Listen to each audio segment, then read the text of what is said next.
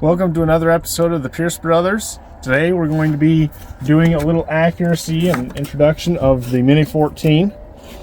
As you can see, I put on I don't even know what you call it. It's been enough years since I've bought it, but it's an attachment that actually attaches here and allows for a bipod to be attached, just a traditional bipod rather than something else.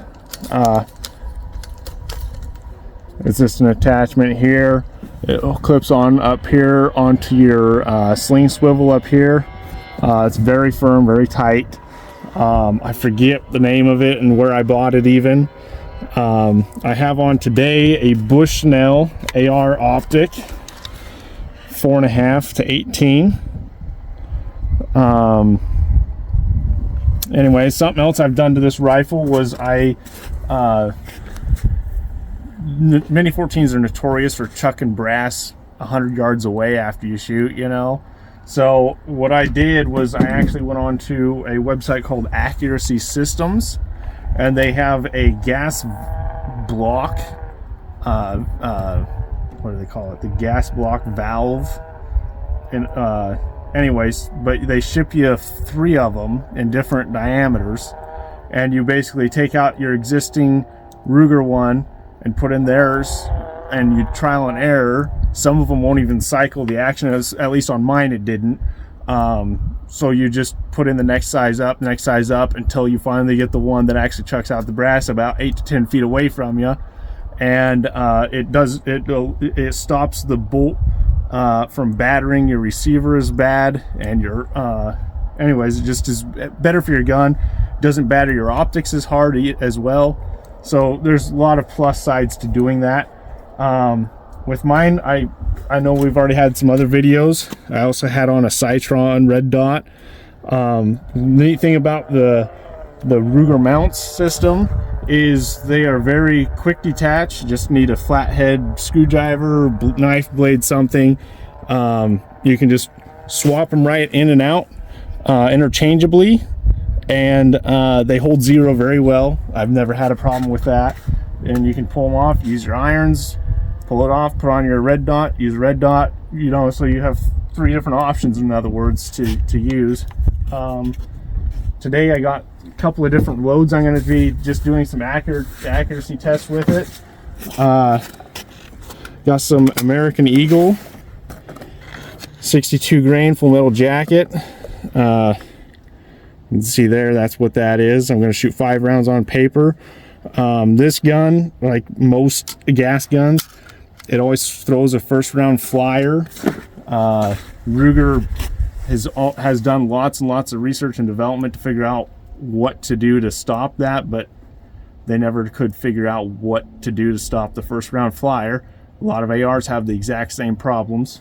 I also got some hand loaded, don't make fun of me, I got some Lake City brass. I put on a CCI 450 Magnum primer, BLC2 powder, and then a 60 grain Sierra tipped MatchKing. I've never actually even shot any of these yet, so we'll see how well they shoot in a Mini. I'll also do it in a bolt gun, just side-by-side comparison. I have a Savage Model 10. Anyways, 223. So we'll just do a quick side-by-side comparison of that. The 60 grain Sierras in both guns, just because I've never shot them, and so let's see what they do anyways. So let's go ahead and get loaded up and ready to go. 62 grain American Eagle first.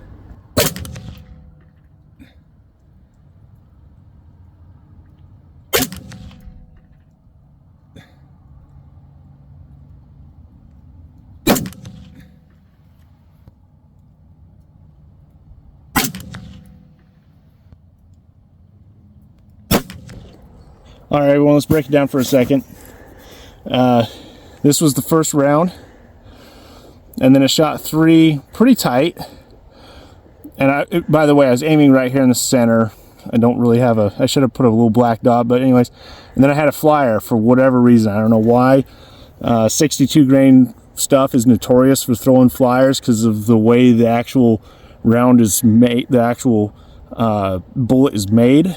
They don't always get it exactly symmetrical, so to speak. Let's go ahead and switch over to the 60 grain tipped MatchKing in the Mini 14.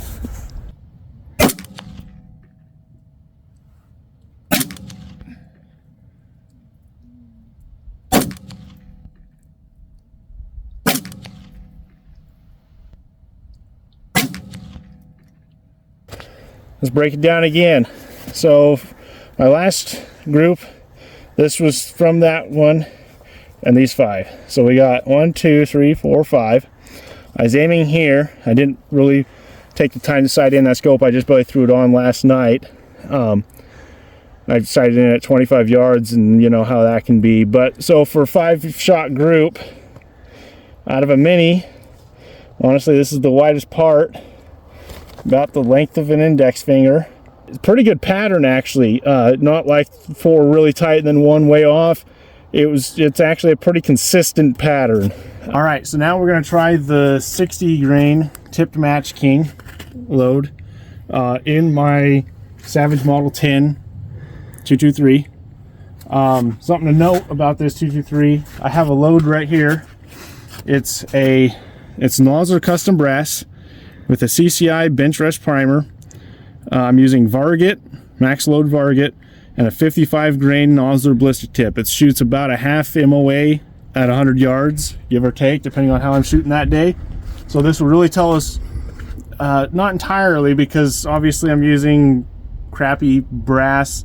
The primer's a good primer, and the powder's a good powder. You know, BLC2 has always been a really good powder. It's just not as good as Varget. In my shooting, it's never been as good as Varget. Varget's always been top notch for me, but let's just see what this does.